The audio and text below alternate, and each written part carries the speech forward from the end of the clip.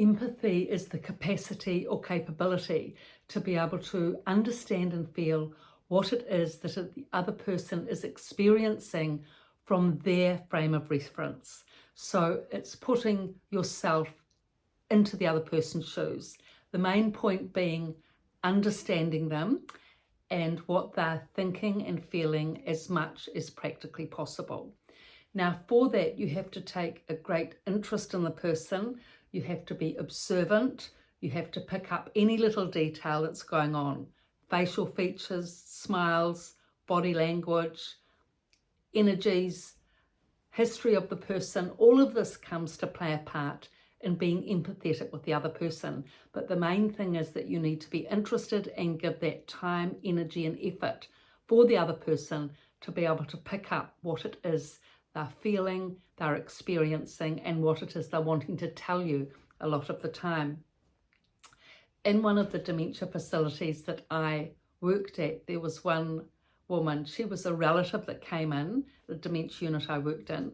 She was a relative of one of the male dementia residents there. And she was a remarkable woman. She was early 70s, her husband's similar age. He was very disabled, extremely disabled. He had Parkinson's advanced, Alzheimer's, poor speech, delusions, very difficult to communicate with. Lovely man, but still so many problems. And she was remarkable, totally and utterly empathetic. She understood him. She understood what he was saying, everything that he was trying to communicate to her. Like, none of us could actually understand what it was he was trying to say, but she'd understand everything of what he was saying because she was really tuned in. She was really tuned into him. She loved him.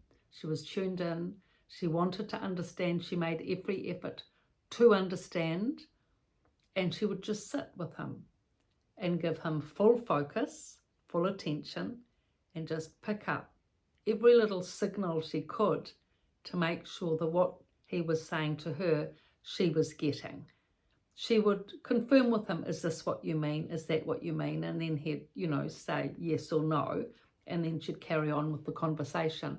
But she did it in such a lovely manner.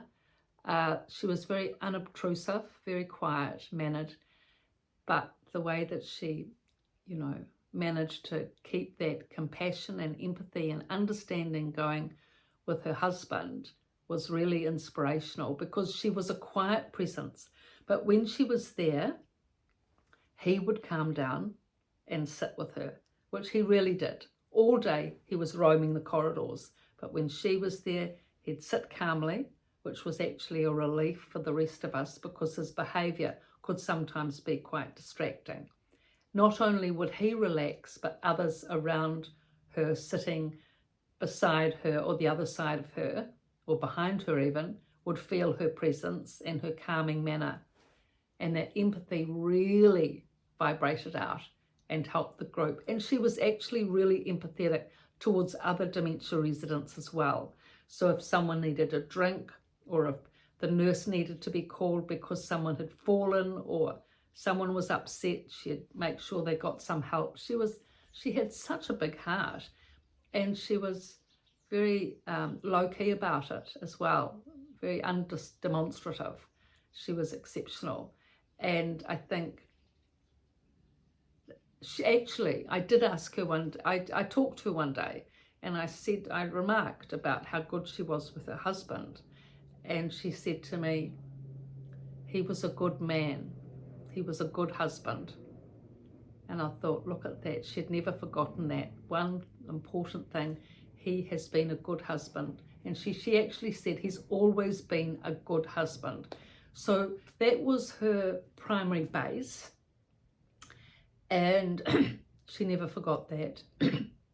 She treasured that. She understood it. She stood by him, and along the journey understood everything about him, took an interest in every aspect, didn't challenge staff, didn't challenge the doctor, supported all the way.